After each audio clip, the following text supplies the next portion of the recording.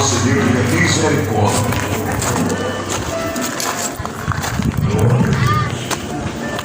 Eu vou repetir. Lamentações de Jeremias, capítulo 5, versículo de número 21.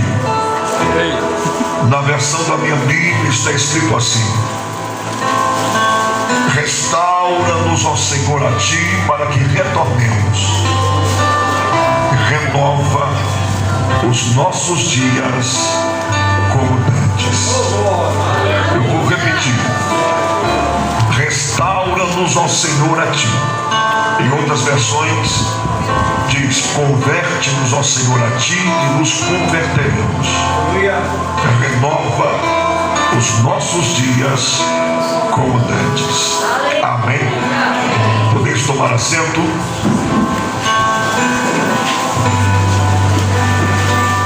Meus irmãos, com base nesse texto, eu gostaria de compartilhar com vocês uma reflexão bíblica que vai girar em torno do seguinte tema: avivamento para um tempo de crise, ou renovação para um tempo de crise. Hoje pela manhã eu contactei com o pastor Frank e perguntei a ele qual tem sido a temática abordada nessa jornada batalhando pela fé. E ele me disse que o tema era livre. Perguntei se havia um tema específico. E ele me disse que o tema era livre. Portanto, a partir daí, eu pedi ao Senhor uma orientação sobre o que deveria compartilhar com a igreja que esta noite estaria presente neste culto. E o Senhor então me orientou a ler esta passagem bíblica e a compartilhar com os irmãos esta reflexão. Eu peço que mantenham a Bíblia aberta, porque durante essa ministração nós vamos lançar mão não só desse texto, mas de todo o seu contexto, para fundamentar algumas colocações que faremos. Queridos irmãos, para desenvolver essa mensagem e esse tema, nós precisamos começar a partir do contexto histórico, do pano de fundo histórico que envolve esta passagem bíblica. E eu diria, a começo de introdução, ou a guisa de introdução, que o livro de Lamentações ele foi escrito após a queda, após a invasão e a destruição quase que total da nação judaica e da cidade de Jerusalém.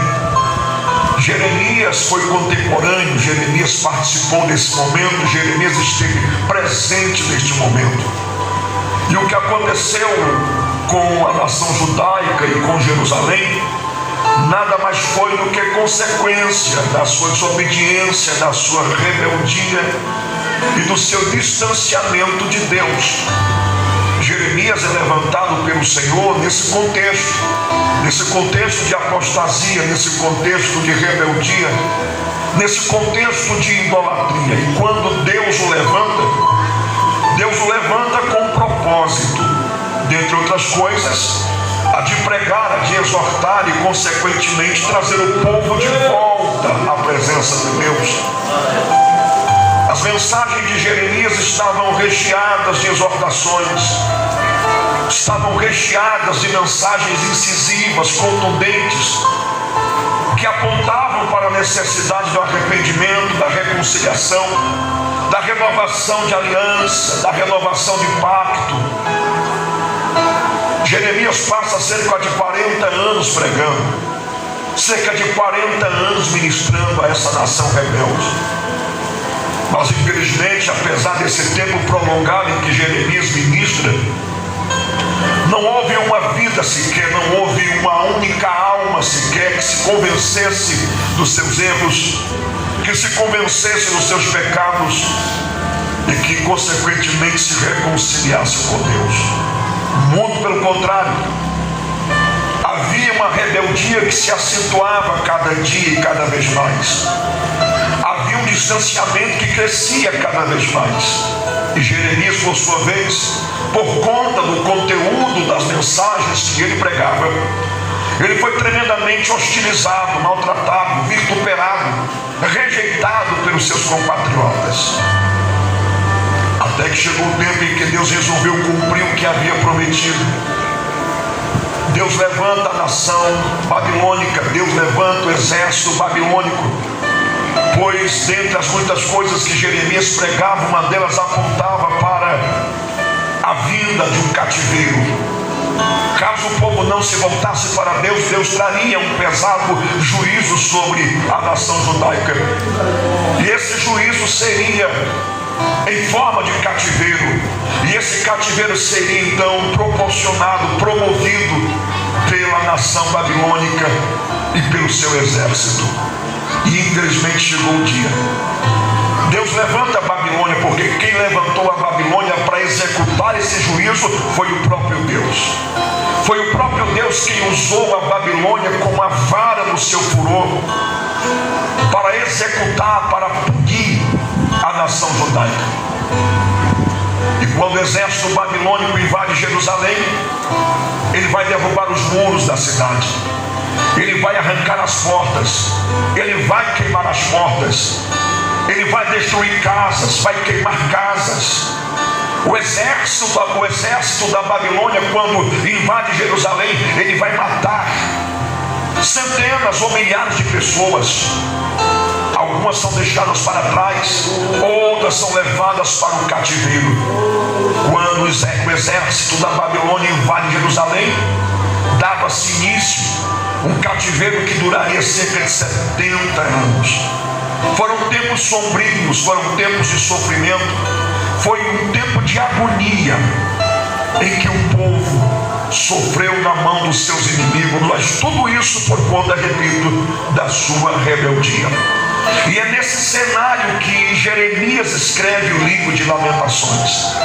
É nesse contexto que Jeremias, ele então recebe de Deus a inspiração para escrever este livro. E como o próprio nome já diz, Lamentações, Jeremias, ele coloca neste livro, ele coloca em cada versículo, ele expõe em cada capítulo e em cada versículo deste livro a sua dor, a sua agonia e a sua aflição. Jeremias, ele abre as suas entranhas e ele expõe tudo o que ele está sentindo em relação ao que aconteceu com a nação judaica e com Jerusalém. O texto bíblico que nós lemos, não é difícil perceber, primeiramente, que ele é uma oração, faz parte de uma oração. Em segundo lugar, eu diria que esta oração feita por Jeremias, ela tem um aspecto. Percebam aí que esta oração, se você já leu este capítulo todo, o capítulo de número 5, você deve ter percebido que esta oração feita por Jeremias aqui, ela tem um tom de desespero, ela tem um tom de agonia, ela tem um tom de aflição. E tudo isso, repito, foi por conta do que aconteceu com a nação judaica, com o povo de Jerusalém. E eu gostaria de chamar a atenção dos irmãos para pelo menos 3 detalhes no versículo 21, que me mostram quais são os passos em busca desse avivamento em tempo de crise. O povo estava em crise, a nação assim havia sido invadida, a nação havia, repito, quase que totalmente destruída. Felizmente restava uma esperança. Felizmente restava uma esperança que apontava para a possibilidade de uma restauração. É por isso que no capítulo 3 e no versículo de número 29 deste mesmo livro, o profeta inspirado por Deus, ele diz: esconda o teu rosto no pó, talvez ainda haja esperança. Ele aponta para a possibilidade de uma restauração. Ele aponta para a possibilidade de reconstrução. Mas essa restauração, essa reconstrução, ela passa por um processo. Existem aqui alguns passos para que essa restauração acontecesse. Mas antes de verificar quais são esses passos, qual é esse processo que nós devemos trilhar e buscar em busca de uma restauração, eu preciso dizer-lhes o real propósito desta mensagem. analisando todo o contexto, todo o panorama atual que nós estamos vivendo, e levando em consideração, além de outros aspectos, o aspecto espiritual. E quando eu falo de além de outros aspectos, eu falo do aspecto político, eu falo do aspecto econômico, eu falo do aspecto moral. E eu penso que tudo isso, tudo que está acontecendo, nada mais é do que resultado do aspecto espiritual, que envolve não somente a nação brasileira, mas também a igreja. Porque se nós estamos sofrendo, se a nação está sofrendo, se o mundo está sofrendo, se os homens estão sofrendo, tudo isso é consequência da forma como os homens estão vivendo diante de Deus. Tudo isso é consequência de como nós, enquanto igreja, estamos vivendo diante de Deus. É bem verdade que há um cenário profético a se cumprir. É bem verdade que há uma lista enorme de profecias a se cumprir.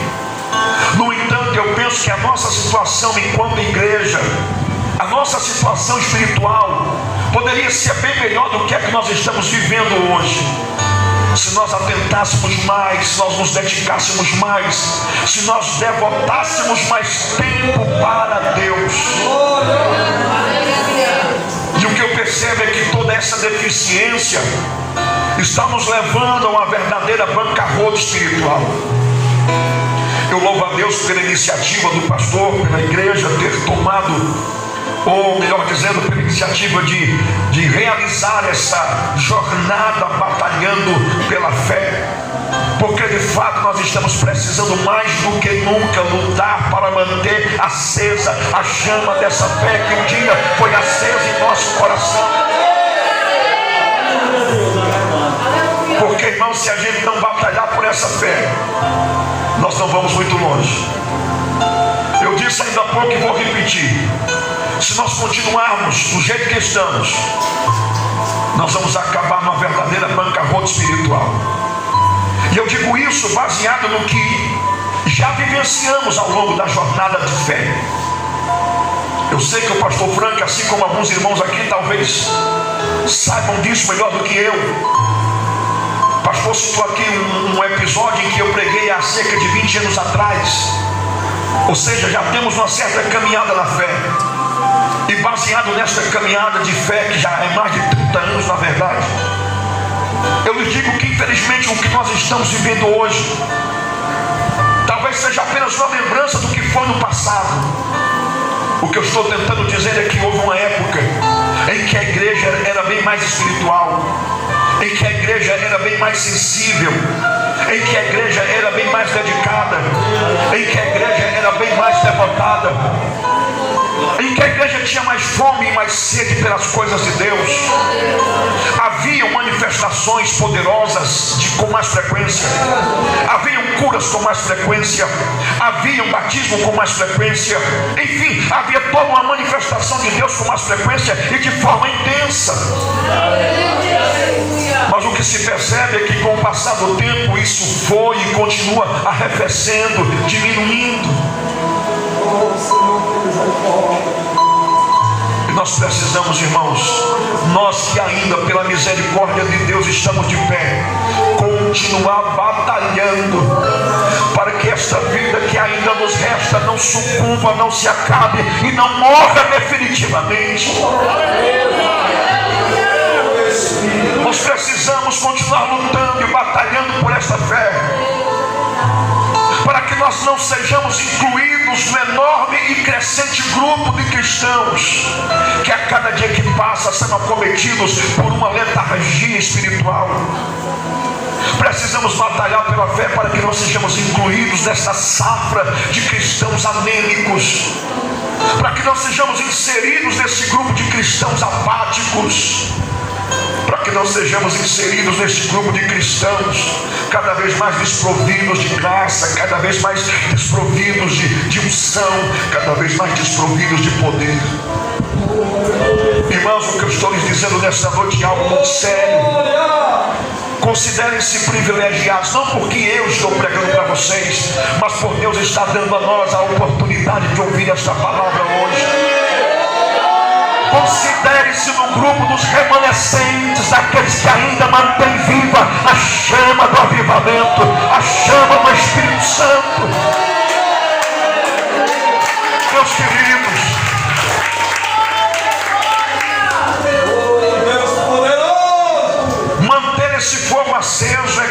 de sobrevivência,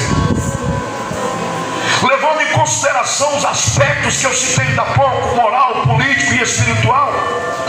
Ou nós batalhamos para manter a nossa fé viva, ou nós daqui a pouco estaremos mortos espiritualmente, ou daqui a pouco todos nós estaremos caídos. Quando eu olho para essa oração de Jeremias, eu consigo entender ainda que dentro das minhas limitações o que se passava não só na cabeça, mas no coração do profeta. E para que a gente tenha uma noção do porquê que Jeremias faz esta oração, e eu disse ainda há pouco e vou repetir, esta oração, ela tem um tom de súplica, ela tem um tom de desespero. Na verdade, essa oração é um clamor. Ela é bem diferente de uma simples oração. E eu não sei se você concorda comigo, mas existe uma diferença entre simplesmente orar e clamar. O clamor, ele beira o desespero. Na verdade, clamar é orar em voz alta. E geralmente isso acontece quando nós estamos desesperados. Eu não sei você, mas geralmente quando alguém está desesperado, ou ele ora em voz alta, ou ele alça a sua voz, ou ele simplesmente chora. Ou ele simplesmente chora. E eu vejo esses aspectos dessa oração de Jeremias. Mas por que, pastor, que ele ora dessa forma? Além do que aconteceu com a nação judaica, eu vou tentar lhes mostrar em cada um desses capítulos alguns aspectos que fizeram com que Jeremias fizesse essa oração. Se você está com a sua Bíblia aberta, como eu pedi, verifica comigo o que está escrito no capítulo 1 e no versículo 1 deste mesmo livro, Lamentações. No capítulo 1 e versículo 1, Jeremias, ele começa dizendo assim: como está solitária a cidade outrora tão populosa, tornou-se como viúva a que foi grande entre as nações, e a princesa entre as províncias tornou-se escrava ou tributária. Percebam aí que há pelo menos 3 palavras que Jeremias usa para nos dar uma dimensão da tragédia que ocorreu sobre aquela nação. Primeiro, ele fala de solitária. Ele diz que a cidade que era populosa, frequentada, agitada, agora está deserta. E eu não sei se você já teve essa experiência de ter conhecido um ambiente muito bem frequentado, um ambiente agitado, um ambiente que de certa forma tinha uma alegria pelo número de frequentadores, mas que agora está vazio. Você vai lá e quando você entra no ambiente, vê cadeiras vazias, empoeiradas, não vê um pé de pessoa, naquele lugar que outrora era tão bem frequentado. Eu não sei você, mas bate uma tristeza, ou não bate? Bate uma tristeza. O que Jeremias está dizendo, Jerusalém era tão frequentada, era tão agitada. Parece que eu estou vendo Jeremias dizendo: eu me lembro do burburinho de pessoas conversando, para lá e para cá, gente andando, gente passeando, gente conversando, gente sentada, papeando, dialogando. Mas agora está solitário, está deserto. Mas a outra palavra que ele usa é a viúva. Veja o que ele diz: tornou-se como viúva. A figura da viúva na Bíblia, no Antigo Testamento, era deprimente. Geralmente as viúvas eram pobres, eram miseráveis. Geralmente as viúvas eram desamparadas. Se não tivesse filhos ou familiares que pudessem dar-lhes as mãos, ou a mão, ou ajudá-las, elas eram completamente abandonadas. E é isso que Jeremias está dizendo. A figura que ele usa para descrever a situação de Jerusalém é a figura de uma viúva. Ou seja, além de estar deserta, Jerusalém agora está desprotegida, está desamparada, miserável, desprotegida. Mas em seguida ele usa uma outra expressão, uma outra palavra. No versículo de número 1, no finalzinho, ele diz que a princesa entre as províncias tornou-se escrava ou tributária. Ou seja, Jerusalém que antes recebia tributos, recebia impostos, porque de certa forma era conhecida, era famosa, havia um rei. Ela agora é escrava, e como escrava ela tem que pagar. Quem antes recebia, agora está pagando. Quem antes mandava, agora estava sendo mandada. É essa a descrição que ele faz. E em suma, no capítulo de número 1, Jeremias descreve a ruína de Jerusalém devido aos seus pecados. Vamos ao capítulo 2. No capítulo 2, Jeremias vai descrever o abandono de Deus. E como é que ele descreve esse abandono? Vai lá no capítulo 2, por gentileza. Capítulo 2, versículos, a partir do versículo 6. Versículos 6 e 7. Ele diz assim: arrancou a sua morada com violência, como se fosse um jardim, destruiu a sua congregação. O Senhor em Sião colocou em esquecimento as festas e o sábado. Na indignação da sua ira rejeitou com desprezo o rei e o sacerdote. Rejeitou com desprezo o rei e o sacerdote. Rejeitou o Senhor o seu altar e abandonou. Preste bem atenção nessa expressão. Rejeitou o Senhor o seu altar e abandonou o seu santuário. Entregou nas mãos do inimigo os muros dos seus palácios, e deram gritos na casa do Senhor como em dia de festa. Jeremias aqui está descrevendo o abandono de Deus. Mas eu não sei se você prestou atenção aí no versículo, finalzinho do versículo de número 6, ou melhor, no começo do versículo 7. Tem duas expressões que me espantam. Na primeira ele diz que Deus havia rejeitado o seu altar. Irmãos, rejeitou o altar e abandonou o santuário. Eu não sei se você concorda comigo, mas só faz sentido estar aqui hoje, só faz sentido se reunir neste santuário, só faz sentido estar nesse altar por causa da presença de Deus. No dia que Deus virar as costas para este santuário e abandonar o seu altar, as nossas festas não terão graça, as nossas jornadas não terão sentido, as nossas celebrações perderão seu brilho, porque o brilho de tudo que nós realizamos neste lugar vem do céu, vem de Deus, vem do trono, vem da glória, vem da graça.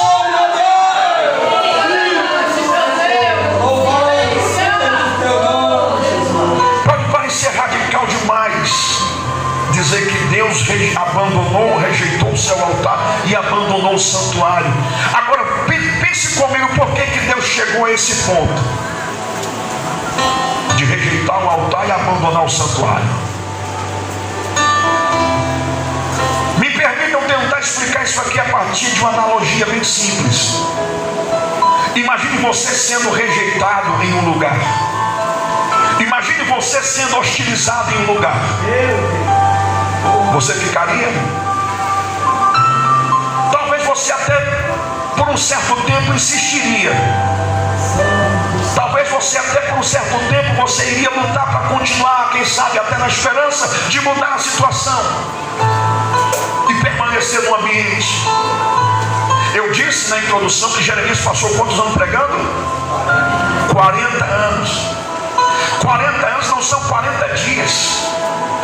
Imagine Deus por 40 anos dizendo: se arrependam, se reconciliem, não façam isso, não façam isso. 40 anos dizendo isso. Renove o altar de vocês. Eu quero habitar no meio de vocês, eu quero me manifestar no meio de vocês, mas vocês precisam se reconciliar comigo. Imagine Deus falando isso por 40 anos e ninguém deu ouvidos, até que chegou o dia que Deus disse: chega. Eu dei chance, eu dei oportunidades, eu protelei e vocês não quiseram, pois agora eu estou saindo. Pastor Frank, Igreja do Senhor Jesus, Não permitam que isso aconteça.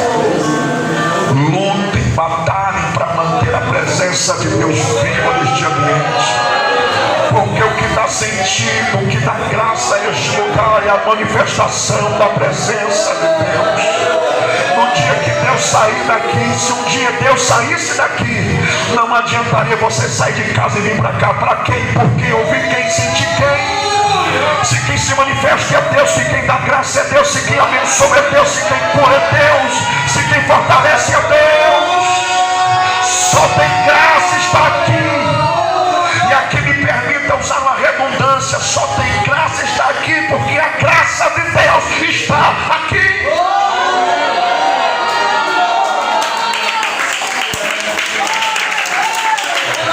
Aleluia.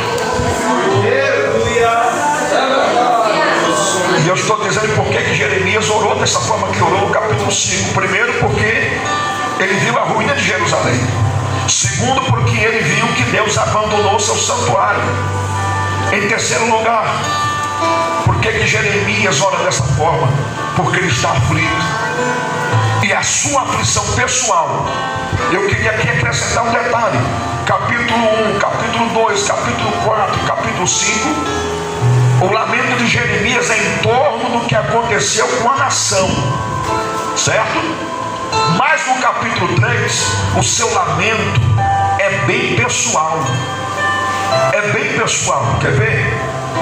Vá para o capítulo 3, versículo 1, e olha como ele se expressa: eu sou o homem que viu a aflição. Percebam aí que ele já começa se apresentando como uma testemunha ocular da tragédia. Ele está dizendo: eu sou um homem que viu, eu estava lá, não foi ninguém que me contou, eu não li nos jornais, eu não assisti na televisão, eu não vi nas redes sociais, eu vi a aflição promovida pela vara do seu furor. Lembra do que eu falei da vara do furor, Babilônia? Essa é a vara do furor de Deus, que Deus usa para punir, que Deus estava usando para punir Jerusalém e a nação judaica. Mas para que você tenha uma noção da dimensão dessa aflição de Jeremias, eu vou citar para você um outro versículo neste mesmo capítulo que nos dá essa noção. Vá para o versículo de número 18 desse mesmo capítulo, para você ver o quanto Jeremias estava aflito. Ele estava tão sofrido, tão maltratado, que ele chegou a dizer assim, versículo 18: então disse eu, acabou a minha força, como também acabou a minha esperança no Senhor. Irmãos, isso é muito triste. Eu não sei se você pensa como eu, mas quando eu leio isso aqui, o que é que eu entendo? Quando Jeremias diz, acabou a minha força, eu diria que de certa forma, perder a força, escute bem, perder a força é de certa forma normal. Por que eu digo que é normal? Porque ninguém é de ferro. Quem aqui nunca se sentiu desanimado? Quem aqui não se sentiu fraco? Quem aqui nunca acordou indisposto? Quem aqui nunca acordou e se pudesse não teria saído da cama, se pudesse não teria visto, se pudesse não teria falado com ninguém? Quem aqui acordou naquele dia sem vontade de ler Bíblia, sem vontade de cantar, sem vontade de vir à igreja? Todos nós passamos por isso, principalmente quando estamos envoltos às grandes batalhas, principalmente quando estamos envolvidos em grandes crises. Nós nos cansamos. E eu repito, isso do ponto de vista humano é normal. Agora, o que é inadmissível é a gente deixar de acreditar que Deus está no controle. Porque é o que acontece. Jeremias diz assim, ó: pereceu a minha força e também a minha esperança no Senhor. Irmão, se eu perder a esperança em Deus, eu vou colocar em quem? Eu vou esperar em quem? Eu vou confiar em quem? Eu vou me esconder em quem? Eu vou me refugiar em quem? Quem vai ser o meu fundamento? Quem vai ser o meu alicerce? Eu posso até estar fraco, eu posso até estar indisposto, mas eu não posso permitir que essa indisposição roube a esperança de que há um Deus no céu vivo e poderoso. Eu posso até enfraquecer acontecer sim, eu posso até ficar desanimado por algum momento, mas eu não posso permitir que esse desânimo roube a fé que há no meu coração de que há um Deus que está no trono, e se Ele está no trono, então Ele manda. Se Ele está no trono, então Ele comanda. Se Ele está no trono, então Ele tem o controle. Se Ele está no trono, então Ele tem o domínio. Se Ele está no trono, então Ele tem esse poder. Só quem acredita que Deus ainda está no trono, só quem acredita que Deus ainda está no comando, levanta a mão para o céu, abra a boca e glorifique a Deus.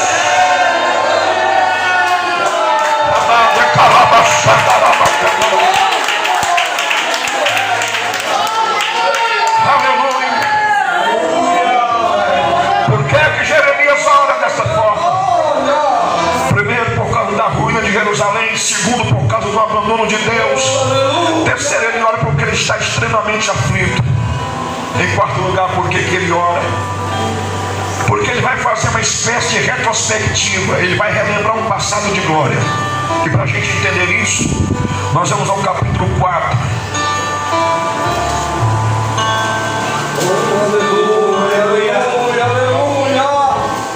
Por que ele está orando? Porque ele vai lembrar de um passado glorioso. Olha só, capítulo 4, a partir do 2, versículo 2.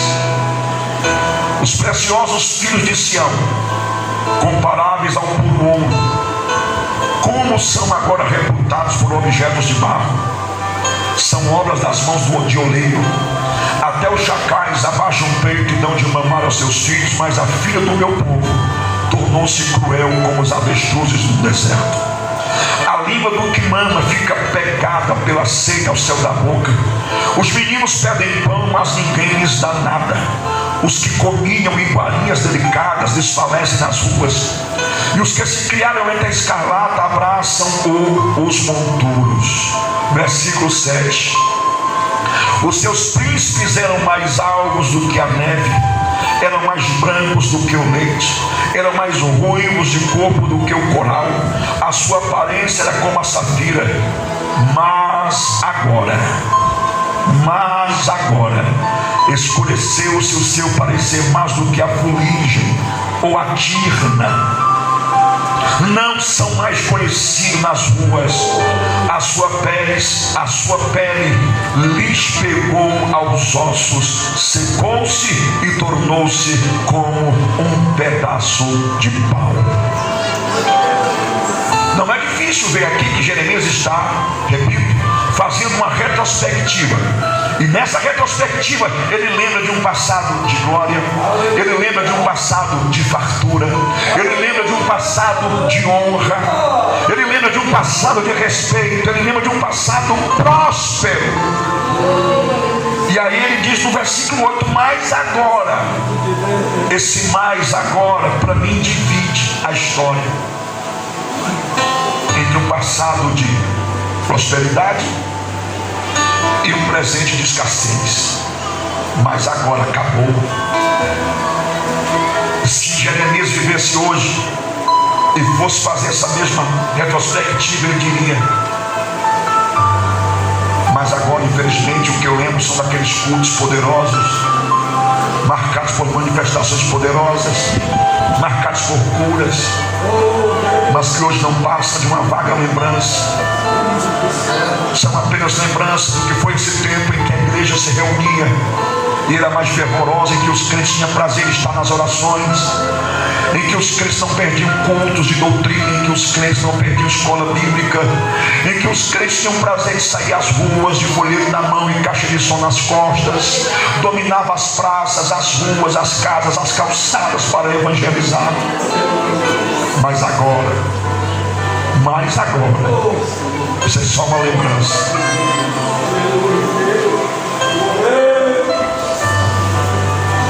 Isso aqui não é um mero saudosismo, irmão. Não é um mero saudosismo. Você pode até achar que eu estou sendo saudosista, mas fique à vontade para pensar nisso. Estou apenas relembrando um passado que talvez alguns de vocês não tiveram o privilégio de viver, e que talvez por isso não entendam o porquê dessa saudade que a gente sente. Eu tenho pouco mais de 32 anos de fé. E sou desse tempo em que a gente via Jesus batizando com o Espírito Santo, ainda nas canções dos hinos da harpa, enquanto os hinos da harpa eram cantados. Crentes batizados, sentados ainda, não era de joelho, não era na frente do altar, era sentado, cantando Jesus batizado. Sou do tempo em que as vigílias eram bem diferentes das vigílias de hoje. Que a maioria das vigílias de hoje, ninguém ora. Eu não sei se você já participou de uma dessas vigílias, mas tem 30 cantores, 500 pregadores. Ninguém se ajoelha.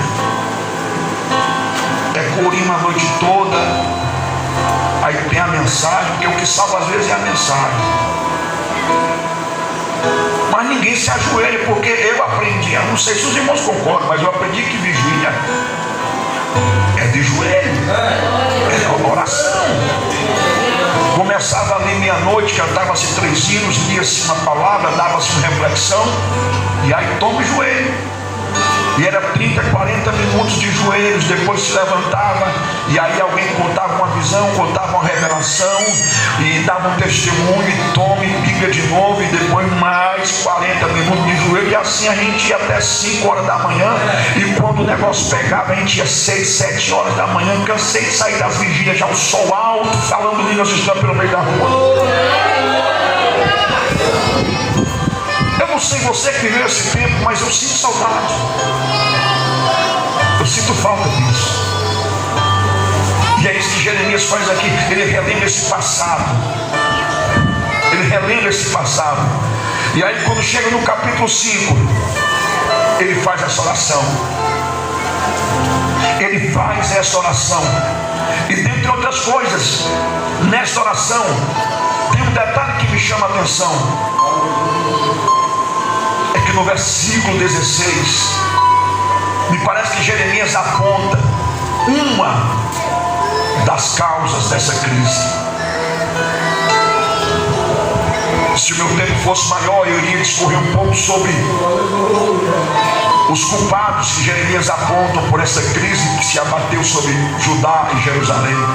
Mas só para que os irmãos saibam a quem Jeremias culpa, dentre muitas coisas, no capítulo 4, versículo 13, ele diz assim: mas isso aconteceu por causa dos pecados dos profetas e da maldade dos sacerdotes. Jeremias está culpando a elite religiosa do seu tempo pelo caos estabelecido na nação judaica. Os profetas por não pregarem a verdade, porque os profetas recebiam palavras de Deus para pregar, para entregar ao povo, e tinham medo. Por isso que Jeremias foi maltratado, porque o que ele recebia ele entregava. Porque ser profeta de verdade não é fácil. Ser profeta de verdade implica em ter inimigos, implica em ser maltratado, implica em ser rejeitado. Quem pensa em ser profeta para ser famoso, aplaudido, ovacionado, tira o cavaleiro na chuva, porque o ofício de profeta é bem doloroso. Jeremias está dizendo que tudo isso aconteceu por causa dos profetas que, em vez de falar a verdade, ficavam enfeitando, escondendo, editando o que Deus mandava, para não serem maltratados, para não serem perseguidos. Em seguida ele diz: os sacerdotes, que eram representantes do povo, porque o sacerdote tinha essa representatividade diante de Deus em relação ao povo. Era eles que intercediam pelo povo, mas estavam se vendendo, estavam desvirtuando o verdadeiro sentido do culto. E Jeremias aponta: vocês são culpados por essa tragédia toda. E aí no capítulo 5 ele vai apontar uma outra causa, versículo 16. Ele vai dizer: caiu a coroa da nossa cabeça. E em seguida, imagine ele dando um grito aí. O que está escrito aí? Eu gostaria que quem está com a Bíblia aberta repetisse essa frase. Eu vou contar de 1 a 3. A última parte do versículo 16. A primeira ele diz: caiu a coroa da nossa cabeça. E em seguida ele diz: ai de nós, porque pecamos. Ai de nós, mas pecamos. Jeremias está dizendo: olha, tudo isso aconteceu porque nós pecamos. Toda essa tragédia se abateu porque nós pecamos. Todo esse caos se estabeleceu porque nós pecamos. Mas aí ele vai apontar um caminho para uma restauração nesse tempo de crise. Nas entrelinhas do versículo 21 eu consigo encontrar 3 passos para essa restauração. Primeiro passo: reconhecimento. Pastor, onde é que está isso? Quando ele diz restaura-nos, ó Senhor, a ti, ele está reconhecendo a necessidade de uma restauração. Olhe bem para mim, por favor. Eu vou repetir. Jeremias vai apontar 3 passos para uma restauração. Nós estamos atravessando talvez um dos piores períodos da história da igreja. Não no que tange as perseguições, porque no que tange a isso eu diria que nós não estamos sendo perseguidos. Aqui e acolá talvez alguém se julgue perseguido, mas não estamos, irmãos. Nós ainda temos liberdade.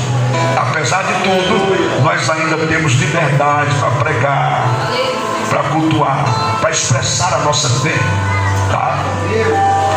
Mas nós estamos vivenciando talvez um dos piores momentos da igreja no que tange a sua espiritualidade. Nós estamos vivenciando o que eu chamo de arrefecimento da fé, arrefecimento da espiritualidade, arrefecimento do vigor espiritual. Mas sabe o que é pior? É que está faltando na maioria de nós discernimento ou vontade para admitir que o momento que nós estamos vivendo é um momento de crise. Ou seja, infelizmente nesse contexto todo há quem se conforme com a situação, há quem diga: não, é assim mesmo, é fatal que aconteça. Afinal de contas, foi Jesus quem disse em Mateus capítulo 24, versículo, me parece que versículo número 12, que por conta da multiplicação da iniquidade o amor de muitos iria esfriar. Aí tem crente que pega esse texto e usa como pretexto para justificar sua frieza. Meus irmãos, Jesus não disse que o amor de todos esfriaria, ele disse de muitos. Isso significa dizer que restariam alguns remanescentes, amantes da graça, do poder, aleluia, da unção do Espírito Santo, que continuariam lutando para manter esse fogo aceso, para manter essa fé viva. Glória a Deus. Esse é o maior problema. Aliás, eu diria que o maior obstáculo a uma restauração, o maior obstáculo a um avivamento é a nossa indisposição em reconhecer essa realidade. Aleluia. Irmãos, por mais que neguemos, a realidade nua e crua mostra que nós não estamos bem. Que é isso, pastor? Não estamos, irmãos. Leia a história da igreja da era apostólica, a igreja primitiva. Leia a história da igreja nos séculos passados, na época dos reformadores. Leiam, vejam como ela vivia, como era a igreja. Veja como era a igreja de 2 ou 3 décadas atrás. E se você puder, faça um paralelo entre essa igreja do passado e a igreja de hoje. Se você for honesto, você vai concordar, você vai reconhecer e admitir que nós estamos precisando urgentemente de uma restauração espiritual. Estamos precisando, irmãos, de uma restauração espiritual.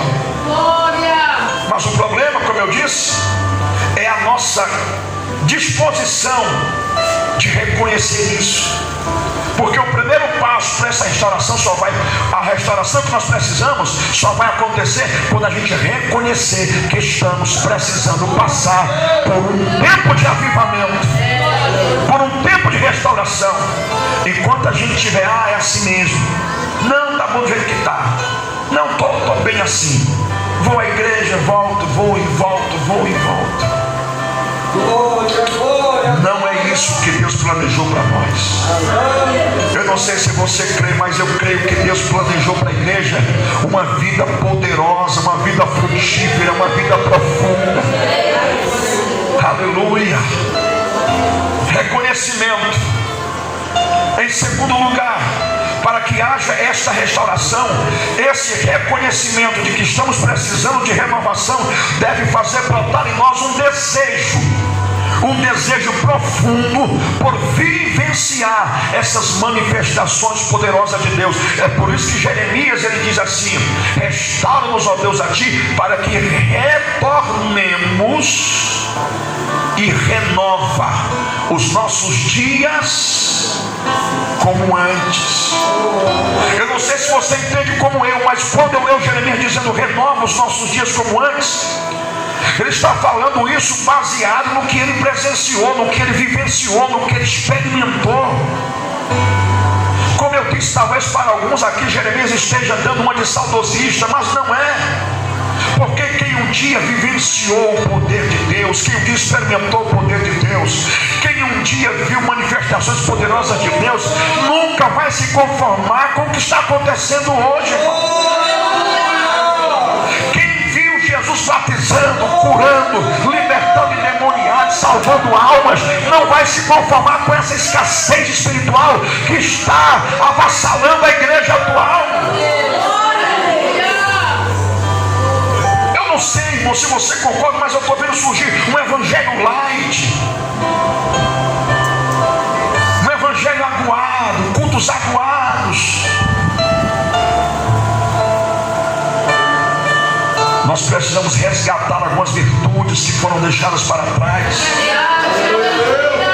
Nós precisamos voltar a viver a verdadeira essência da adoração a Deus.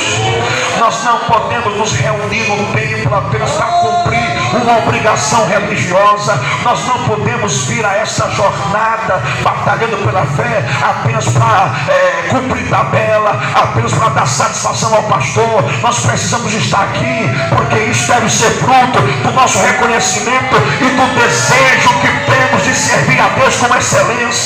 Nós devemos estar aqui porque há dentro de cada um de nós o desejo por vivenciar as benesses do derramamento do Espírito Santo.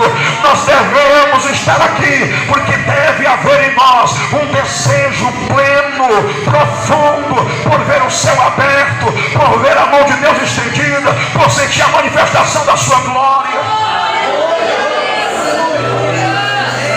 Eu preciso perguntar, apesar de que a sinceridade da sua resposta só quem sabe é você e Deus, mas eu vou perguntar: quem aqui deseja de fato e de verdade ser envolvido por uma atmosfera espiritual poderosa, gloriosa? Quem aqui deseja sentir o toque da mão de Deus? Quem aqui deseja se sentir envolvido pela presença do Espírito Santo? Quem aqui deseja vivenciar as benesses da presença de Deus? Querido, só você e Deus é que sabe se você quer isso ou não. Eu desejo, todo dia eu desejo, porque eu entendo que é isso que me sustenta. Eu só estou de pé há mais de 30 anos, eu só prego há mais de 30 anos, porque quem me sustenta é a presença de Deus. No dia que Deus se ausentar da minha vida, eu não dou mais um passo. No dia que eu deixar de sentir a presença de Deus, não vale a pena continuar vivendo, porque a presença de Deus na nossa vida é uma questão de sobrevivência. É ela que dá sentido à nossa caminhada, ela que dá sentido à nossa jornada de fé na terra. Por isso, nesta noite, eu gostaria de lhe pedir, você, se por acaso for daqueles que para você tanto faz como tanto fez sentir a presença de Deus, então mude esse conceito e passe a encarar a presença de Deus como uma questão de sobrevivência para a tua vida, como uma questão de sobrevivência para a tua alma. Você só é o que é e só está onde está e só vai onde vai porque Deus quem está te conduzindo. Embora você não saiba, embora você não sinta, e embora você nem mereça, mas é Deus que te conduz, é Deus que te sustenta, é Deus que te guarda, é Deus que te livra. Aleluia, louvado seja o nome do Senhor. Eu não sei você, mas eu ainda acredito e desejo que antes de Jesus voltar, a sua igreja experimente o derramamento glorioso, poderoso, majestoso da unção do Espírito de Deus.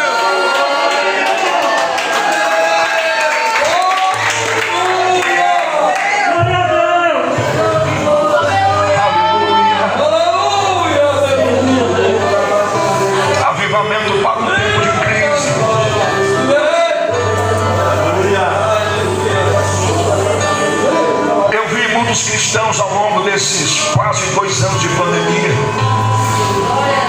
arrefecendo na fé, perdendo totalmente a graça de Deus. Alguns estão se arrastando, outros infelizmente ficaram para trás, porque essa crise pandêmica, dentre outras coisas, ela serviu para revelar 2 grupos de cristãos. 2 grupos de cristãos foram revelados. Aliás, não só nesse tempo de crise pandêmica, mas toda crise serve, dentre outras coisas, para isso, para revelar 2 grupos de cristãos. O primeiro grupo é o grupo dos cristãos artificiais. Quem são eles? Como vivem? O que comem? Esse grupo de cristãos artificiais ou superficiais são aqueles que frequentam a igreja, só frequentam esporadicamente, frequentam sem compromisso, vem porque a esposa insistiu que viesse, vem porque a mãe insistiu que viesse, veio porque o pai insistiu que viesse, mas por ele ou por ela nem estaria aqui. E ele se diz cristão, ela se diz cristã, mas na verdade a vontade dele ou dela é estar em qualquer outro lugar, menos na igreja. Vem para dar satisfação ao pastor, vem para ser mais um. Esse é um cristão artificial, superficial. Ele não tem qualquer compromisso com a palavra, ele não tem qualquer compromisso com o reino de Deus. Aliás, ele não tem compromisso com nada. Tem uma Bíblia, mas a Bíblia para esse tipo de cristão é apenas um acessório. Só um acessório que ele usa só para vir à igreja. Somente. É aquele tipo do cristão que pega a Bíblia, olha para ela e diz: Bíblia, estou contigo, e não abro. E não abre nunca. E não abre mesmo. Ou então usa a Bíblia apenas como um amuleto aberto no Salmo 91 na cabeceira da cama. Esse é o cristão superficial. É o que vem à igreja, mas não vê a hora de o culto terminar para ir para casa assistir novela. É o que vem para a igreja, mas não vê a hora do culto terminar para assistir o jogo. É o que vem para a igreja, mas não vê a hora do culto terminar para dar um rolê na beira da praia ou ir para uma barraca dessa qualquer. Pastor, é pecado? Não estou dizendo que é pecado, não. Porque se eu pudesse eu também iria. Porque é de Deus comer um peixe assado e tal. Mas Jesus recomendou buscar em primeiro lugar o reino de Deus e a sua justiça. Mas o superficial ele é assim. E a crise, quando ela vem forte, ela serve para potencializar o que já existe dentro dele. É por isso que muitos crentes superficiais que só se arrastavam morreram no caminho. Eu não estou falando de morte física, não, apesar de que muitos infelizmente morreram fisicamente. Estou falando de morte espiritual. Alguns deles, pasmem vocês deram graças a Deus porque as portas da igreja se fecharam. Ainda bem que a igreja está fechada. O pastor não vai pegar no meu pé porque eu estou faltando culto. A igreja voltou às atividades e ele nunca mais apareceu. Mas a crise também serve para mostrar um grupo de crentes, um outro grupo de crentes. Os crentes que eu chamo de crentes raízes. Aleluia. A pandemia veio e ele entendeu que precisava buscar mais a Deus para sobreviver. A pandemia veio, a igreja fechou e ele fez do seu quarto, ele fez da sua sala, ele fez da sua cozinha um santuário. Aleluia. Não podia vir para a igreja, mas se ajoelhou no quarto. Não podia vir para a igreja, mas fez culto doméstico na cozinha. Não podia vir para a oração, mas fez da sala da sua casa um altar de adoração a Deus.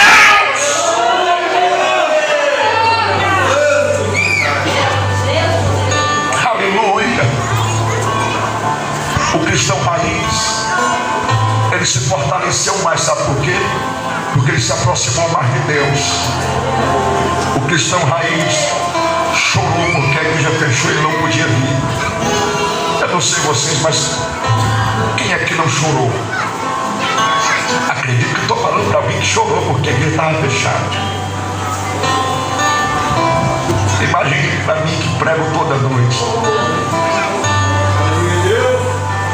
Ficar longe do altar foi uma tortura. E quando a igreja reabriu e eu fui no primeiro culto, eu chorei. Chorei porque estava voltando à casa de Deus. Aleluia. Precisamos de avivamento para trazer de volta essa vontade de servir a Deus. Em terceiro e último lugar, essa restauração, esse avivamento para esse tempo de crise só vai acontecer, primeiro, se a gente reconhecer a necessidade que temos de uma restauração. Segundo, se a gente demonstrar desejo. E esse desejo, ele pode ser demonstrado, dentre outras coisas, pela nossa vontade de orar, de buscar a Deus. Em terceiro lugar, esse avivamento só vai acontecer se a gente suplicar. Porque, como eu disse, esse texto é parte de uma oração em tom de súplica. Renova, renova, renova, renova, renova, renova. É uma oração em tom de súplica. Eu não sei quantos de vocês entenderam. Eu não sei quantos de vocês concordaram. Eu não sei quantos de vocês receberam esta palavra. Mas eu digo que se para haver restauração nesse tempo de crise, nós precisamos reconhecer, nós precisamos desejar, e esse desejo é demonstrado por meio da oração e da súplica. Porque não adianta a gente só balançar a cabeça e dizer é verdade, é verdade, é verdade, é desse jeito. Isso não resolve. Só dizer é verdade, só dizer é desse jeito, só dizer manda mais, não resolve. O que vai resolver é a nossa disposição de sair da nossa zona de conforto, de sair da nossa zona de reclamação e de murmuração, e cair de joelhos, e se for preciso, de face no chão, suplicando a Deus por um avivamento. Você entendeu isso?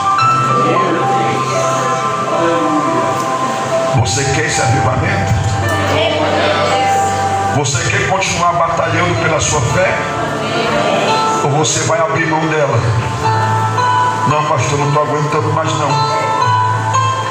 Eu sinto que as minhas forças estão se esvaindo. Eu sinto que não está dando mais para lutar. Eu até entendo que isso aconteça, mas você não pode desistir não. Disso depende a tua sustentabilidade, depende a tua vitalidade, depende a continuação da tua jornada, a menos que você não queira. Mas se você deseja continuar na presença de Deus, se você deseja continuar buscando a Deus, ou melhor, se você deseja continuar de pé, eu vou lhe desafiar nesta noite a dar um pontapé inicial na busca por esse avivamento. Como assim, pastor? Eu vou lhe desafiar a fazer uma oração comigo. Não é repetir o que eu vou dizer, nós vamos orar juntos. E você vai fazer a sua oração, e nessa oração que você vai fazer, a sua oração pessoal, se você tiver coragem, assuma o que está acontecendo com você, assuma o que se passa no teu coração. Se for o caso, assuma a sua fraqueza. Se for o caso, assuma que está desanimado. Se for o caso, assuma que precisa urgentemente de uma renovação espiritual. E se for o caso, diga: Jesus, me ajuda. Eu estou prestes a ficar pelo meu caminho, eu não quero, mas a minha força está pouca e eu preciso ser renovado. Eu preciso ser restaurado, eu preciso ser restaurado, eu preciso ser reavivado. Eu preciso de uma injeção de ânimo, Jesus. Você tem coragem? Eu não vou pedir para você ficar em pé agora. Eu vou pedir que você curve a sua cabeça.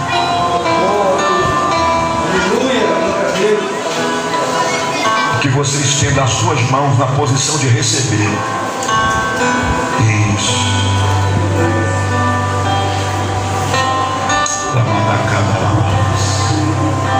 Oh, aleluia. Pai, é chegada a hora. Eu quero te pedir um sinal, Senhor. Senhor, eu quero te pedir um sinal aqui agora. Se tu tens um tempo de avivamento para trazer ao teu povo, se tu tens um tempo de avivamento para trazer à igreja, eis aqui os teus filhos de mãos estendidas e coração aberto. Eu peço que sobre eles agora, Pai, o Senhor abra os céus e comece a liberar uma porção generosa da unção do teu Espírito. Senhor, nós reconhecemos as nossas fragilidades, nós reconhecemos as nossas incapacidades. Senhor, nós reconhecemos o nosso pecado.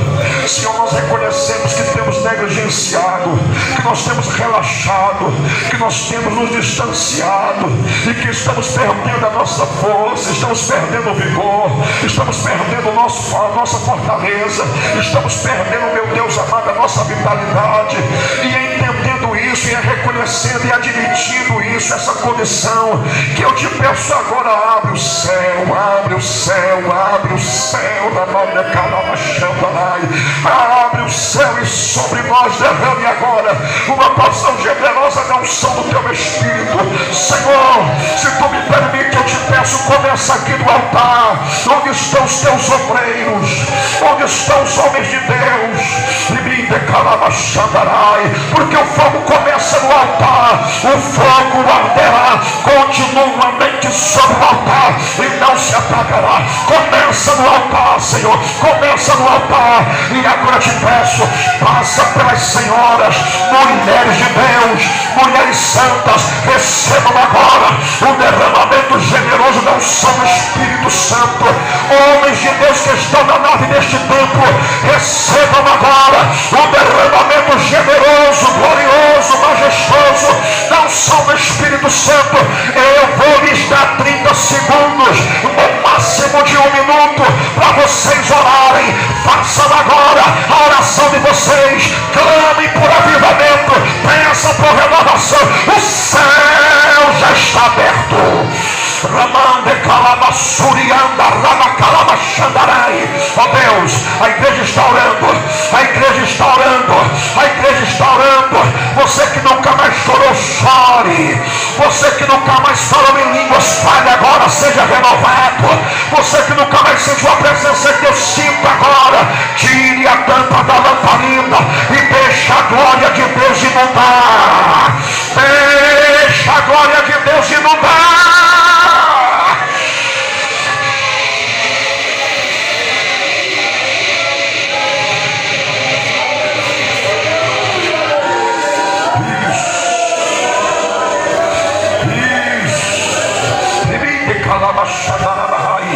Se coloque de pé.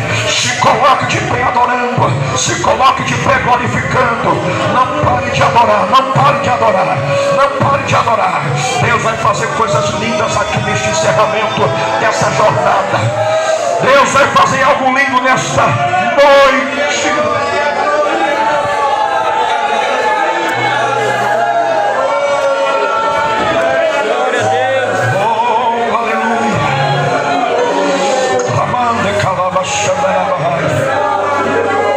Pega só o violão aí, filho. Pega só o violão. Louvado seja Deus.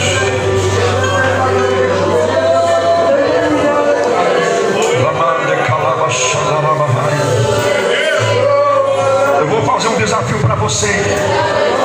Você que reconhece. Veja bem, o caminho da restauração passa em primeiro lugar pelo reconhecimento. Se você reconhece que precisa de renovo, se você reconhece que do jeito que está você não vai muito longe, eu vou lhe desafiar a sair do seu lugar e vir aqui à frente. Louvado Deus.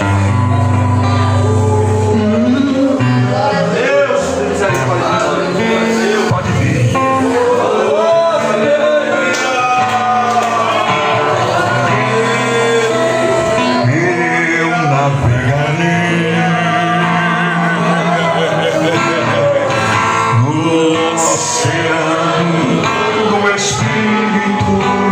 Você reconhece que precisa bem.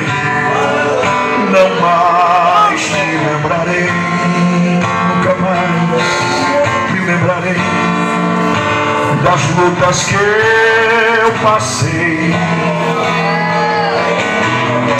Oh, eu navegarei, eu navegarei.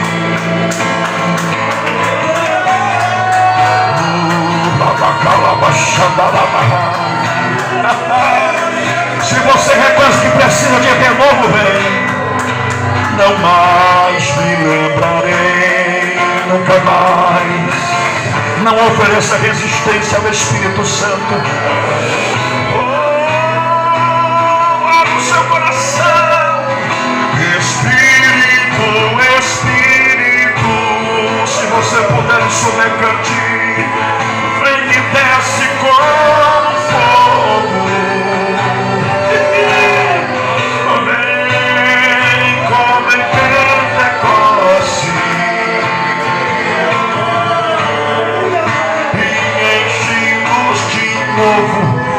Enche-nos de novo, nós queremos de novo. Espírito, levante a sua mão e cante. Levante a sua mão e cante. Vem, comem.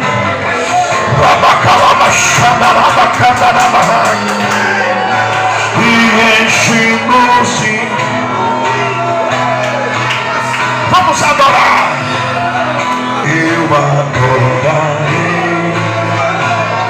Abra sua boca para adorar ao Deus. Limita lava xandarabahai. Limita calava xandarabacandarabai. Já tem o som da casa. Já tem o som da casa. Já tem o som da casa. Já tem o som da casa. Limita calava xandarabahai. Já tem o som da casa. Vai dando glória. Vai dando glória. Vai dando glória. Limita calava xandarabahai. Limita candarabos. Chegou a hora. Chegou a hora. Chegou a hora. Chegou a hora. Nesta noite nós fazemos a oração de Jeremias. Restaura-nos, ó Deus. Renova os nossos dias como antes. Remove a cinza que está no altar. Remove a cinza que está no altar. Reacende as brasas. Reacende as brasas. Reacende as brasas. Reacende as brasas. Reacende as brasas. Reacende as brasas. Renova, renova, renova, renova, renova, renova a fé. Renova a confiança. Renova a esperança. Renova o vigor. Renova o fervor. Renova. Renova a nossa alma. Eita Jesus, eita glória, deixa ele usar, deixa ele encher. Abre a boca, abre o coração, rasgue a alma. Jesus, os teus cegos que vieram à frente, os teus cegos que vieram à frente,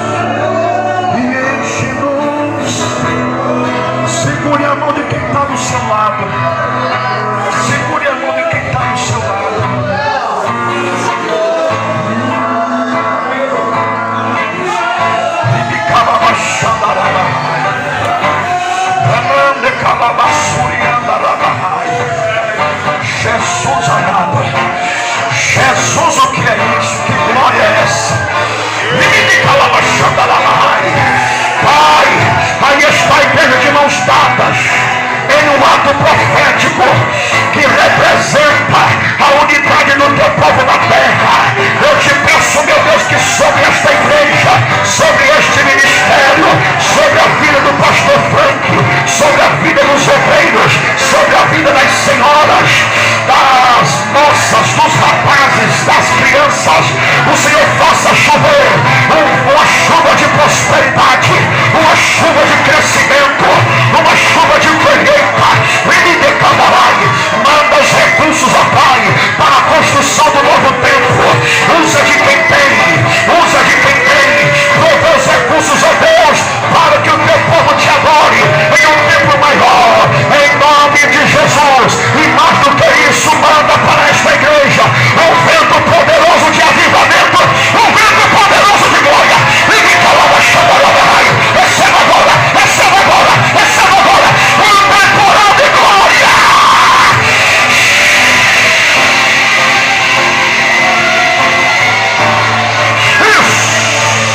Eita, Jesus, pega, deixa ele usar. É glória.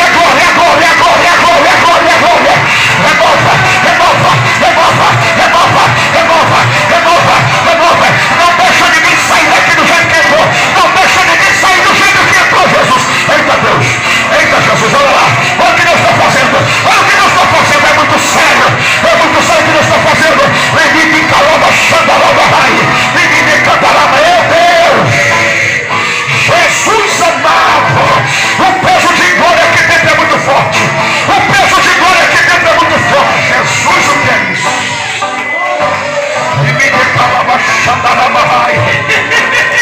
Deixa ele usar.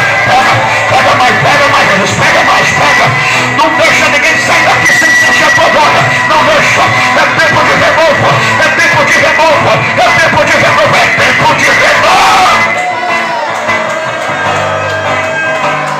Meu Deus. Jesus, o que é isso? Pai, eu finalizo a minha oração te pedindo. Traga sobre os teus servos esta noite uma unção de cura, uma unção de milagre, em nome de Jesus. Onde houver um enfermo, seja curado agora. Eu ordeno que a enfermidade desapareça. Enfermidade que está no corpo deste homem, a enfermidade que está no corpo desta mulher, ouça e obedeça. Eu te repreendo em nome de Jesus e te ordeno, saia e saia. Só quem está sentindo a presença dele dá um brado de glória a Deus. Espírito, aplauda Jesus. E desce como um fogo. Tô no seu assento adorando, tô no seu assento.